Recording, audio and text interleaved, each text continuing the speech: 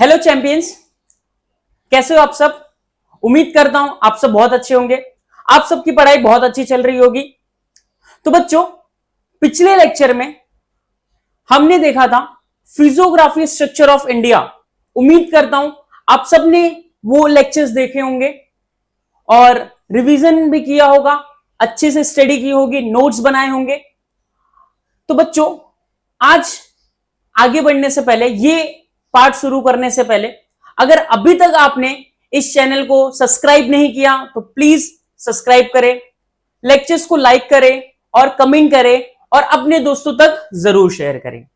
तो बच्चों, अभी तक हमने देखा ये चैप्टर में फिजियोग्राफिक स्ट्रक्चर ऑफ इंडिया। क्या देखा हमने? Physiographic structure of India. क्या क्या देखा सर हमने फिजियोग्राफिक स्ट्रक्चर में? चलो साथ साथ में बोलो, जल्दी बोलो बच्चों, क्या क्या देखा अभी तक हम लोग ने? सर हमने देखा हिमालयन रीजन के बारे में, सर हमने देखा नॉर्थ इंडियन प्लेन्स के बारे में, फिर हमने देखा पेनिनसुला रीजन के बारे में, फिर हमने देखा कोस्टल प्लेन्स के बारे में, फिर हमने देखा आइलैंड ग्रुप्स के बारे में। ये 5 याद रहेंगे क्या बच्चे? याद रहेंगे पक्का? तो सेम एज इट इज, थोड़ा सा चेंजेस है। हम देखेंगे सेम 5, सेम पूरी तरीके से नहीं है, कुछ कुछ ज्योग्राफिकल स्ट्रक्चर सेम है, कुछ अलग है। तो हम 5 फिजियोग्राफिकल डिवीजन के बारे में देखेंगे जो कि ब्राजील में है। कहां पे बच्चा?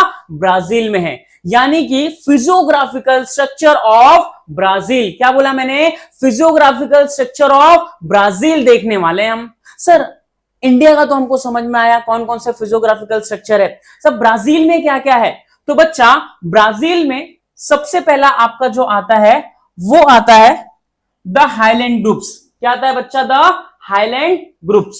फिर उसके बाद आपका आता है स्कार्पमेंट। क्या आता है बेटा? Escarpment, the great escarpment. फिर उसके बाद आपका आता है कोस्टल रीजन। फिर क्या आता है आपका? Coastal region. फिर आता है आपका ब्राजीलियन प्लेन्स। फिर क्या आता है बच्चा? आपका ब्राजीलियन प्लेन्स। फिर आपका आता है आइलैंड ग्रुप्स। क्या आता है बच्चा? Island groups. तो सर क्या क्या है, कौन कौन सा फिजियोग्राफिकल स्ट्रक्चर है? साथ में बोलो बच्चा, चलो जल्दी जल्दी। पहला, सबसे पहला हमने क्या बोला? Highland groups. क्या बोला? Brazilian highland. क्या बोला हमने? Brazilian highland. सेकंड नंबर पे हमने क्या बोला? The great escarpment. Second number पे क्या बोला बच्चा हमने? The great escarpment.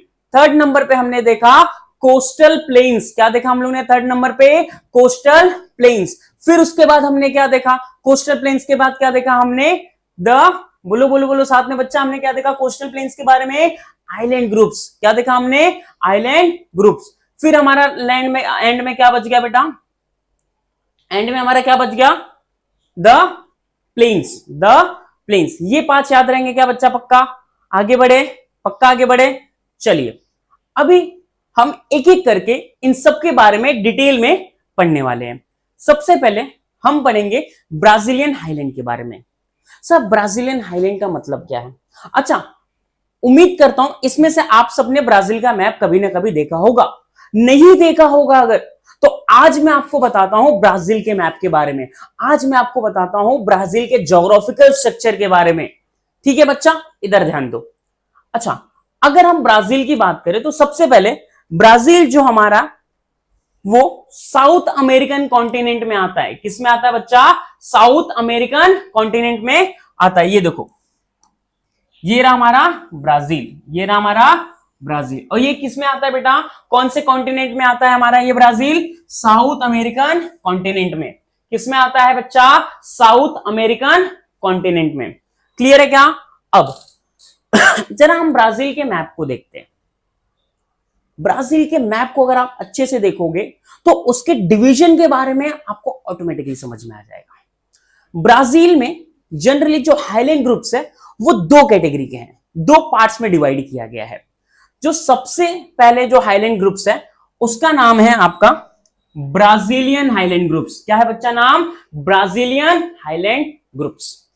तो सर ब्राजीलियन हाईलैंड ग्रुप जो है, यहां के जो ईस्ट और साउथ में, ब्राजीलियन हाईलैंड के ईस्ट और साउथ में जो प्लेटूज, जो माउंटेन्स पाए जाते हैं, उनका जो हाइट है वो मोर देन 1000 मीटर है। कितना है? मोर देन 1000 मीटर है। और other part of Brazilian highland, ध्यान से बच्चा, मैं ब्राजील नहीं बोल रहा हूं, मैं क्या बोल रहा हूं? Brazilian highland.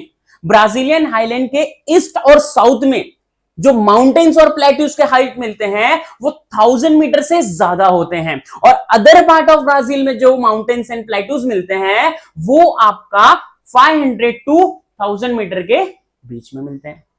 ये उनके हाइट है। अच्छा, उसके बाद अगर हम लोग नॉर्थ की तरफ जाए, नॉर्थ की तरफ जाएंगे तो यहां पे एक बहुत ही बड़ा हाईलैंड ग्रुप है जिसका नाम है गुयेना हाईलैंड। क्या नाम है? गुयेना हाईलैंड। ये वेनेजुएला से स्टार्ट होता है। वेनेजुएला याद है? अभी उसके प्रेसिडेंट को अमेरिका ने उठाया था, याद है? वही वेनेजुएला की बात कर रहे हैं हम। तो जो वेनेजुएला है वहां से गुयेना हाईलैंड स्टार्ट होता है और फ्रेंच गुयेना तक जाता है। कहां तक जाता है बच्चा? फ्रेंच गुयेना तक जाता है। तो सर ब्राजील में कहां है ये? ब्राजील में मेनली 3 स्टेट में आता है। कितने स्टेट में आता है? 3 स्टेट में। कौन कौन सा? रोराइमा, पारा, अमापा। कौन कौन सा? रोराइमा, पारा, अमापा। रोराइमा, पारा, अमापा। ये जो 3 स्टेट है यहां पे, ये वाले पोर्शन में, यहां पे 3 स्टेट में आता है कौन? गुयेना आइलैंड। क्लियर है क्या बच्चा? यहां तक पक्का क्लियर है? अच्छा, अभी तक हम लोग ने ब्राजीलियन हाईलैंड के बारे में, ब्राजीलियन स्ट्रक्चर के बारे में क्या देखा? 2 मेनली हाईलैंड है। कितना हाईलैंड है बेटा? 2। एक तो ब्राजीलियन हाईलैंड, दूसरा हमारा गुयेना हाईलैंड। ब्राजीलियन हाईलैंड में जो माउंटेन्स है उनकी जो हाइट है वो ब्राजीलियन हाईलैंड के ईस्ट और साउथ में मोर देन 1000 मीटर है, और other part of Brazilian highland में इसकी जो हाइट है वो 500 से 1000 मीटर के बीच में। अगर हम नॉर्थ की तरफ जाए तो नॉर्थ में हमारा क्या पाया जाता है? गुयेना हाईलैंड। क्या पाया जाता है बच्चा? गुयेना हाईलैंड। क्लियर है क्या बच्चा यहां तक? पक्का? अच्छा, अब इन दोनों के बीच में क्या बोला बच्चा? इन दोनों के बीच में क्या फ्लो करती है? Amazon river. क्या फ्लो करती है बच्चा? Amazon river. और मल्टीपल रिवर फ्लो करती है, पैराग्वे, पराना, उरुग्वे, ये सारी रिवर फ्लो करती है। Almost southern most of Brazil से निकलते हैं ये सब रिवर्स। पैराग्वे ब्राजीलियन हाईलैंड से निकलता है ये रिवर, और अर्जेंटीना यहां पे है, अर्जेंटीना में जाके ये सब मिलते हैं। क्लियर है यहां तक बच्चा? तो ये बेसिक स्ट्रक्चर है किसका? ब्राजील का। किसका? ब्राजील का। तो सर क्या ब्राजील पूरा हाईलैंड से, रिवर से कवर है? वहां पे रहने लायक जगह नहीं है? अरे है, लेकिन बहुत ज्यादा नहीं है। विच मीन्स ब्राजील में हाईलैंड ग्रुप ज्यादा है, ब्राजील में प्लेन सरफेस बहुत कम है। प्लेन सरफेस बहुत कम है क्योंकि ये अमेज़न रिवर है और यही पोर्शन हमारा अमेज़न जंगल का भी है। तो जंगल में तो रहने नहीं जाएगा ना, तो बेटा जाएगा क्या? नहीं जाएगा। तो मोस्टली जो पॉपुलेशन ब्राजील का स्टे करता है वो कोस्टल प्लेन्स पे करता है। किस पे करता है बेटा? कोस्टल प्लेन्स पे। और ये कोस्टल प्लेन्स भी काफी ज्यादा नैरो है। कोस्टल प्लेन्स भी काफी ज्यादा क्या है? नैरो। और जो ब्राजीलियन हाईलैंड है, यहां के जो माउंटेन्स होते हैं ना बहुत ज्यादा बड़े हैं ना बहुत ज्यादा छोटे हैं। अच्छा, तो ब्राजील की जो हाईएस्ट पीक है बेटा, सबसे हाईएस्ट पीक, सबसे हाईएस्ट जो माउंटेन है उसका नाम है पिको दे नेबलिना। क्या नाम है बच्चा? पिको दे नेबलिना, जिसकी हाइट 3014 मीटर है। कितनी हाइट है बेटा? 3014 मीटर। एग्जाम में फिलिंग द ब्लैंक्स में, ऑब्जेक्टिव में आपको आ सकता है। ब्राजील की हाईएस्ट पीक क्या है? पिको दी नेबलिना। उसकी हाइट कितनी है? 3014 मीटर। यहां तक क्लियर है क्या बेटा? हमने क्या देखा? ब्राजीलियन हाईलैंड के बारे में देखा, हमने देखा गुयेना हाईलैंड के बारे में, हमने देखा ब्राजील का हाईएस्ट पीक कौन सा है, हमने देखा 3 रिवर जो अर्जेंटीना में जाके मिलती है, हमने देखा अमेज़न रिवर जो अटलांटिक ओशन में जाके मिलती है। क्लियर है क्या बच्चा? पक्का क्लियर है? अब हम आगे बढ़े? श्योर? पक्का? चलिए, अभी तक हमने पढ़ा ब्राजीलियन हाईलैंड के बारे में, उम्मीद करता हूं वो आपको समझा होगा। अभी हमारा जो नेक्स्ट टॉपिक है, नेक्स्ट जो हमारा फिजियोग्राफिकल डिवीजन है वो है ब्राजील्स ग्रेट स्कार्पमेंट। क्या है? Brazil great escarpment. बच्चों के मन में ये क्वेश्चन आएगा, सर ये लोकेट कहां करता है? ये कहां पे है? कहां पे इसका एग्जैक्ट लोकेशन है ब्राजील में? दिखाता हूं बेटा। ये देखिए, ये ब्राजील का मैप दिख रहा है, ये पोर्शन दिख रहा है थोड़ा सा जो कर्व शेप में है, दिख रहा है? यही आपका क्या है बेटा? Escarpment region. यही क्या है बेटा? The great escarpment region. ये ब्राजील का ना बेटा बहुत ही यूनिक फिजियोग्राफिकल स्ट्रक्चर है। क्या है? बहुत ही यूनिक फिजियोग्राफिकल स्ट्रक्चर में से एक है। यहां पे ये जो रीजन है ये ब्राजील का क्लाइमेट तक डिसाइड करता है। कैसे डिसाइड करता है? चलिए आगे देखते हैं। अब हम समझते हैं कि ग्रेट स्कार्पमेंट है क्या। ठीक है बच्चा, चलिए मान क्या लीजिए, ये तो सच बात है कि जो स्कार्पमेंट रीजन है ये एक माउंटेन रेंजेस है। क्या है बेटा? माउंटेन रेंजेस है, प्लेट्यूज भी है उसमें। इसकी जो हाइट है वो है अप्रोक्स 790 मीटर्स। कितना है बेटा? Approx 790 metres. कहीं पे ज्यादा है, कहीं पे कम है। तो सर क्या लेना देना इससे, क्लाइमेट का क्या लेना देना? अरे बिल्कुल लेना देना है बेटा। देखिए अब यहां पे एक माउंटेन्स है। क्या है? माउंटेन्स है जिसकी हाइट 790 मीटर्स है। ये जो अभी हमने देखा, ये जो पूरा रेंजेस है ये पूरा माउंटेन से कवर है। ये किससे कवर है? माउंटेन से कवर है। इसी की हाइट 790 मीटर्स है। अब यहां पे क्या होता है बच्चा कि जो ब्राजील में मानसून विंड्स आती हैं जिसको हम लोग साउथ ईस्ट ट्रेड विंड्स बोलते हैं। क्या बोलते हैं? South east trade winds. ये ब्राजील में ना एंटर करने की कोशिश करते हैं। क्या करते हैं? ये देखिए, एंटर करने की कोशिश करते हैं, बट ये जो माउंटेन रेंजेस है, ये जो प्लेट्यूज है, ये इनको रोक लेते हैं। ये इनको क्या करते हैं? रोक लेते हैं। बोलते हैं आगे जाने का नहीं, आगे जाने का नहीं। और ये क्लाउड्स भी थोड़े से हैवी होते हैं, इनमें वाटर पार्टिकल ज्यादा होता है, तो ये अपने आप को अपलिफ्ट भी नहीं कर पाते। क्या नहीं कर पाते? अपलिफ्ट नहीं कर पाते। मान लीजिए बेटा ये माउंटेन है, ये क्या है? माउंटेन है, और ये क्लाउड्स क्या कर रही है? आ रही है फ्लो करके। अब ये माउंटेन्स इतना बड़ा है साइज में कि क्लाउड्स क्या कर रही है? इनको पास ओवर नहीं कर पा रही है। क्लाउड्स क्या कर रही है? पास ओवर नहीं कर पा रही है। माउंटेन्स इनसे बोलता है हम आपको आगे जाने नहीं देगा। क्लाउड्स भी लाइक हमको नहीं जाना, जाने दो, मत जाने दो, हमारा क्या जा रहा है, हम तो यहीं बरस लेंगे, हम तो यहीं बरस लेंगे। तो मानसून क्या करते हैं? जो विंड्स होते हैं वो क्लाउड्स के, जो क्लाउड्स होते हैं ये माउंटेन्स के एक साइड में बहुत ज्यादा रेनफॉल करते हैं। बहुत ज्यादा क्या करते हैं? रेनफॉल करते हैं। फिर ये थोड़े से लाइट हो जाते हैं, थोड़े से क्या होते हैं? लाइट होते हैं, और अपने आप को अपलिफ्ट करते हैं, और अपलिफ्ट करके आगे की तरफ बढ़ जाते हैं। तो बेटा जब ये अपलिफ्ट करके आगे की तरफ बढ़ते हैं, तो जब ये क्लाउड्स यहां पे आते हैं, जब क्लाउड्स ये पोर्शन पे आते हैं, जब ब्राजील में एंटर करते हैं यहां पे, तब तक वाटर के ड्रॉपलेट्स बहुत कम होते हैं, ना के बराबर होते हैं।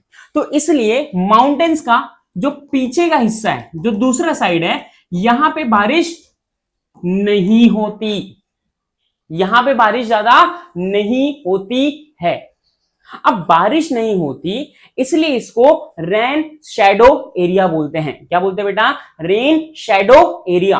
देखो नाम में ही इसका जवाब है, रेन शैडो, बारिश की परछाई है। ये दिख रहा है कि नहीं दिख रहा है बेटा आपको? ये साइड बारिश, इसके साइड, दूसरी साइड बारिश नहीं है। एक ही माउंटेन है, एक ही माउंटेन है, माउंटेन के एक साइड बारिश हुई, दूसरी साइड बारिश हुई नहीं। यहां पे सिर्फ बारिश की परछाई दिखी है, बारिश तो हुई ही नहीं है। तो बेटा रेन शेडो का मतलब समझा? जहां पे बारिश नहीं होती। तो बेटा एक बात बताओ, जहां पे बारिश नहीं होती क्या वहां सूखा पड़ता है कि नहीं पड़ता है? सूखा पड़ता है, बिल्कुल पड़ता है सर। तो जिस रीजन में सूखा पड़ता है ना उसको ड्रॉट कॉर्डिलेटरल कहते हैं। क्या कहते हैं बेटा? ड्रॉट कॉर्डिलेटरल। क्या बोलते हैं बच्चा? ड्रॉट कॉर्डिलेटरल कहते हैं इसे। क्लियर है क्या बच्चा? पक्का? चलिए ये इमेज में भी आपको समझ में आ जाएगा। यहां पे आप देखोगे क्लाउड्स अगेन ये अपलिफ्ट कर रहे हैं अपने आप को, और यहां पे मानसून बारिश ज्यादा हो रही है। इवन माउंटेन्स के दूसरे साइड बारिश ज्यादा नहीं हो रही है, ना के बराबर। हैवी रेनफॉल, लो रेनफॉल। इसलिए ये रीजन क्या बन जाता है आपका? ड्रॉट कॉर्डिलेटरल यानी सूखा रीजन बन जाता है। इसके लिए मैंने बहुत एक स्मार्ट चार्ट बनाया है बच्चों आप लोगों के लिए, एग्जाम में लर्निंग करने के लिए बहुत ही आसान होगा। चलिए देखते हैं। ये बहुत ही स्मॉल फिजियोग्राफिकल रीजन में से एक है। बहुत ही क्या है, स्मॉल फिजियोग्राफिकल रीजन में से एक है। ये eastern edge of Brazilian highland पे लोकेट करता है। सर क्या बोला ये आपने, ये देखिए, ये देखिए, ये ब्राजीलियन हाईलैंड है, ये इसके ईस्टर्न पार्ट में, ये लगभग मतलब ये थोड़ा सा ब्राजीलियन हाईलैंड के टच पे है, ये एज पे है। ब्राजीलियन हाईलैंड के किस पे बेटा, ये एज पे है। किसके है, एज पे है। क्लियर है क्या बच्चा? चलिए आगे बढ़े, पक्का। चलिए उसके बाद इसकी जो एवरेज हाइट है वो कितनी है, 790 मीटर्स है। कितनी हाइट है बेटा, 790 मीटर्स इसकी एवरेज हाइट है। और ये हाइट क्या करती है, कुछ कुछ एरिया में डिक्रीज होती है, कुछ कुछ एरिया में क्या होती है, डिक्रीज होती है। और इसका स्लोप बहुत ज्यादा स्टीप है। स्लोप क्या है बेटा, स्टीप है। और यहां पे कौन सी विंड्स आती है, साउथ ईस्ट ट्रेड विंड्स। याद रखना बेटा, स्क्रापिंग में कौन से विंड्स आती है, साउथ ईस्ट ट्रेड विंड्स आती है। और तो ये कौन सा रीजन फॉर्म करता है, रेन शेडो एरिया। कौन सा रीजन फॉर्म करता है, रेन शेडो एरिया, या मतलब जहां बारिश नहीं होती, जहां बारिश नहीं होती। इसीलिए यहां पे और क्या मिलता है, ड्रॉट क्वाड्रिलेटरल। क्या मिलता है, ड्रॉट क्वाड्रिलेटरल। समझ में आया, ड्रॉट क्वाड्रिलेटरल मतलब जहां सूखा पड़ता है, जहां बारिश नहीं होती। क्लियर है क्या बच्चा? चलिए ये बच्चा मैंने आप लोगों के लिए नोट्स भी बना के रखा है, एग्जाम पॉइंट ऑफ व्यू से आप इसको लर्न कर सकते हो इजीली, बहुत ही आसान शब्दों में। आप एग्जाम में इसको लिख भी सकते हो, बोर्ड एग्जाम के लिए ये इंपॉर्टेंट क्वेश्चंस में से एक माना जाता है। क्लियर है क्या बच्चा? चलिए अब हम अपने नेक्स्ट टॉपिक की तरफ बढ़ते हैं, जो कि हमारा है the Brazil's coast line. Coast line का मतलब मैंने बताया था आपको, the area located near by the ocean और सी। ओशन और सी से जो इलाका टच होता है ना, उसी को हम लोग कोस्टल प्लेन्स बोलते हैं या कोस्टल लाइन बोलते हैं। ब्राजील का जो कोस्ट लाइन है वो 7,400 किलोमीटर का है।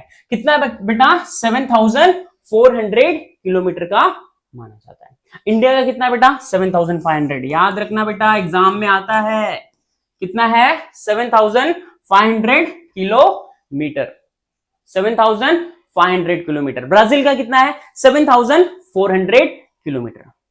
तो बच्चा जो ब्राजील का कोस्ट लाइन है, क्या ब्राजील का जो कोस्ट लाइन है उसको दो पार्ट में डिवाइड किया गया है।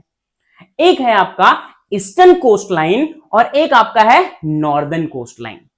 क्या बोला, एक है आपका ईस्टर्न कोस्ट लाइन, दूसरा क्या है, northern coast line. Eastern coast line क्या है, ये रहा आपका, और हमारा नॉर्दर्न कोस्ट लाइन कहां है, ये रहा।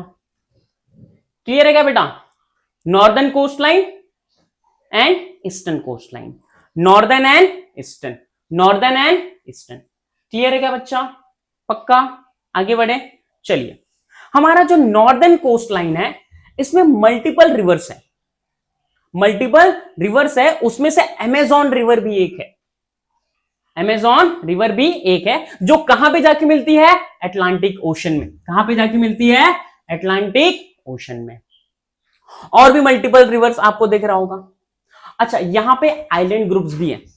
आइलैंड मतलब मैंने बताया था, the area which is covered four sides of water.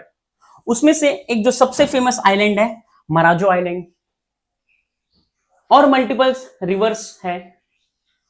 Clear है क्या बच्चा। अगर हम ईस्टर्न कोस्ट की बात करें तो जो ब्राजील का ईस्टर्न कोस्ट है, यहां पर रिवर ना बहुत बड़े रिवर नहीं है, यहां पे रिवर बहुत ही छोटे हैं। रिवर क्या है बच्चा, बहुत ही ज्यादा छोटे रिवर्स पाए जाते हैं। अच्छा, रिवर्स तो ठीक है, यहां पे छोटे छोटे एटॉल्स भी पाए जाते हैं। एटॉल्स मैंने इंडिया के आइलैंड ग्रुप्स में बताया था। एटॉल्स क्या होता है, बीच में पानी होता है, फिर लैंड सरफेस होता है, फिर पानी होता है। जाके देख लेना पुराने वीडियो में, याद आ जाएगा बेटा तुमको। क्लियर है क्या। चलिए, तो हमारा जो ईस्टर्न कोस्ट है ब्राजील का, ईस्टर्न कोस्ट में जो रिवर होती है बहुत ज्यादा बड़े नहीं होते, छोटे होते हैं। एक रिवर है जो थोड़ी सी बड़ी है जिसका नाम है साओ फ्रांसिस्को। क्या नाम है, साओ फ्रांसिस्को। ये रहा रिवर बेटा, इसको थोड़ा मैं इरेज करता हूं, दिख जाएगा आपको। ये साओ फ्रांसिस्को रिवर, ये सबसे बड़ी रिवर है यहां पे। तो ब्राजील का जो ईस्टर्न कोस्ट है, पता है बच्चा, वो फेमस किसके लिए है? वो बीचेस के लिए फेमस है। क्लीन सैंड बीचेस बहुत ही ज्यादा फेमस है। कैसीनो बीच उसमें से एक है। क्लियर है क्या? पक्का? चलिए, ये इसका भी मैंने आपको नोट्स बना के रखा है, आप एग्जाम पॉइंट ऑफ व्यू से इसको देख सकते हो। ये देखिए,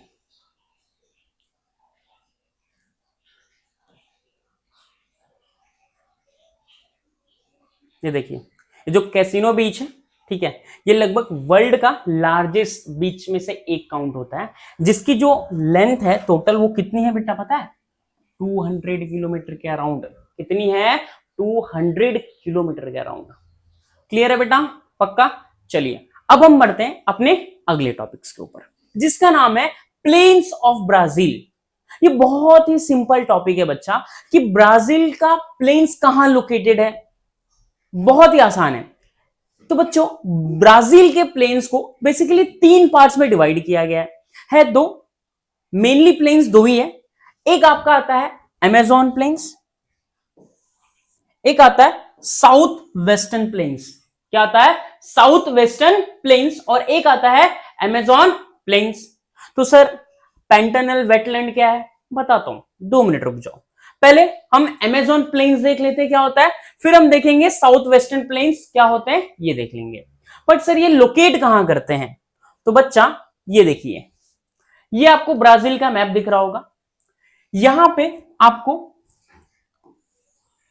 गुयाना हाईलैंड दिख रहा है, ये आपका ब्राजीलियन हाईलैंड दिख रहा है, दिख रहा है ना बेटा? इन दोनों का जो बीच का पोर्शन है, यही आपका अमेजॉन प्लेन्स है। क्या है बच्चा? अमेजॉन प्लेन या अमेजॉन बेसिन बोलिए आप इसे। क्लियर है क्या बच्चा? क्लियर है यहां तक? अच्छा, अमेजॉन प्लेन जो है वेस्टर्न डायरेक्शन में अराउंड 1300 किलोमीटर का है। कितना है? 1300 किलोमीटर अप्रॉक्स है। फिर ये ना थोड़ा सा जैसे जैसे ईस्ट की डायरेक्शन में जाता है ना, थोड़ा नैरो होता है। थोड़ा क्या होता है? नैरो होता है। लेकिन जब अटलांटिक ओशन के पास हम आते हैं, एकदम ईस्टर्न डायरेक्शन में जाते हैं, अगेन वो थोड़ा वाइड होते जाता है। क्लियर है क्या बच्चा? अच्छा, अब जो अमेजॉन प्लेन्स है, जनरली यहां पे फॉरेस्ट बहुत ज्यादा है, तो इसको एक्सेस करना बड़ा डिफिकल्ट होता है। इतने सारे एनिमल्स है वहां पे, हमेशा बारिश होती रहती है। क्लियर है? समझ रहे बच्चा क्यों एक्सेस करना डिफिकल्ट है यहां पे? क्योंकि पूरा अमेजॉन जो बेसिन है और अमेजॉन प्लेन्स है, मोस्टली कवर्ड है अमेजॉन फॉरेस्ट से। क्लियर है क्या? पक्का? चलिए, अगर हम लोग देखें नेक्स्ट हमारा जो था साउथ, क्या था नेक्स्ट जो हमारा था? South western plains. तो हमारा साउथ वेस्टर्न प्लेन्स क्या है देख लेते हैं। तो ये जो ब्राजीलियन हाईलैंड है, इसके नीचे क्या बेटा? ब्राजीलियन हाईलैंड के नीचे वाला जो हमारा लोकेशन है, ये हमारा क्या है? साउथ वेस्टर्न प्लेन्स है। क्लियर है क्या बच्चा? चलिए, उसके बाद ये जो पेंटानल वेटलैंड है, पेंटानल वेटलैंड का मतलब क्या होता है? एकदम आसान शब्द में बताता हूं बेटा, उसको हम लोग स्वैम्पी लैंड भी बोल सकते हैं। स्वैम्पी मतलब, अरे बेटा दलदली जिसको हम लोग बोलते हैं, थोड़ा स्वैम्पी है। यहां पे ना रेनी सीजन में जब बारिश होती है, ज्यादातर जो रीजन है उसमें फ्लड आता है। क्या आता है? फ्लड आता है। यहां पे भी रहना बहुत डिफिकल्ट है, इस प्लेस को भी एक्सेस करना डिफिकल्ट है। ये वर्ल्ड के one of the largest wetland में से एक है। तो हमने क्या देखा? ब्राजीलियन प्लेन्स, हमने देखा साउथ वेस्टर्न प्लेन्स कहां लोकेट करता है, हमने देखा पेंटानल वेटलैंड कहां पे है। क्लियर है क्या है? इन सब के लोकेशन आपको मैप में मार्किंग करने के लिए आ सकता है, बहुत ही इंपॉर्टेंट लोकेशन में से एक है ये। क्लियर है क्या बच्चा? अब देखिए, यहां पे आपको मैंने इजीएस्ट फॉर्म में अगेन चार्ट बना के दे दिया है, कौन से डायरेक्शन में है। क्लियर है क्या? पक्का? पक्का? एक बार देख लीजिए आप, स्लोप कहां पे है, कहां लोकेट करता है। ठीक है, अब हम आगे बढ़ते हैं। आगे जो हमारा नेक्स्ट टॉपिक है, अच्छा ये नोट्स जो मैं हर टॉपिक्स को आपको प्रोवाइड कर रहा हूं ताकि आप एग्जाम में इसको बहुत ही बेहतरीन तरीके से लिख पाओ। सिर्फ पढ़ना नहीं है बेटा, लिखना भी है, एग्जाम में मार्क्स आएगा तभी पढ़ के मतलब है, समझा क्या? चलिए ये देखिए, ये नोट्स प्रॉपर डिवीजन है, south western plains, Pantanal wetland, उसके बाद अमेजॉन प्लेन्स। तो ये नोट्स आपको इजीली अवेलेबल हो जाएंगे, या तो आप स्क्रीनशॉट ले लीजिए या तो आप कमेंट में बोल दीजिए कि सर नोट्स चाहिए, मैं आपको भेज दूंगा। क्लियर है? चलिए आगे हम बढ़ते हैं। जो हमारा नेक्स्ट टॉपिक है वो आइलैंड ऑफ ब्राजील है। बहुत ही सिंपल सा टॉपिक है बेटा, ये भी आइलैंड्स का मतलब मैं ऑलरेडी आपको बता चुका हूं। इंडिया में जो आइलैंड का स्ट्रक्चर है वैसा ब्राजील में भी रहेगा, ऐसा नहीं कि वहां पे स्ट्रक्चर बदल जाएगा। आइलैंड का बेसिक मतलब होता है the area which is cover 3 sides of water, sorry 4 sides of water. 3 side से क्या है बेटा? पेनिनसुला रीजन है। 3 साइड से क्या है? पेनिनसुला रीजन है। और 4 साइड से अगर हम बात करें तो क्या है बेटा? हमारा आइलैंड ग्रुप है। 4 साइड से क्या है? आइलैंड ग्रुप है। तो ब्राजील के आइलैंड ग्रुप को ना बेटा 2 पार्ट में मेनली डिवाइड किया गया है। कितने पार्ट में? 2 पार्ट में। एक आपका आता है मेनलैंड ब्राजीलियन आइलैंड, दूसरा आता है marine island. Mainland Brazilian island which means जो ब्राजील के मेनलैंड से थोड़ा कनेक्टेड है। ब्राजील के मेनलैंड से क्या है? कनेक्टेड है, मतलब जो ब्राजील का मैप है उसके पास में ही है। मरीन आइलैंड जो ओशन में है, ओशन में है, जो सी में होता है, ठीक है, जो थोड़े से मेनलैंड जो कंट्री उससे थोड़ा डिस्टेंस पे होता है। का कितने पे होता है बेटा? डिस्टेंस पे। और मेनलैंड जो है आइलैंड वो कितने डिस्टेंस पे? लगभग आपका 300 किलोमीटर के डिस्टेंस पे। कितने डिस्टेंस पे बेटा? 300 किलोमीटर के डिस्टेंस पे। आपको सबको पता होगा आइलैंड ग्रुप्स जो होते हैं यहां पे माउंटेन्स भी होते हैं। क्या होते हैं? माउंटेन्स होते हैं, थोड़े रॉकी नेचर के होते हैं, एटॉल्स पाए जाते हैं।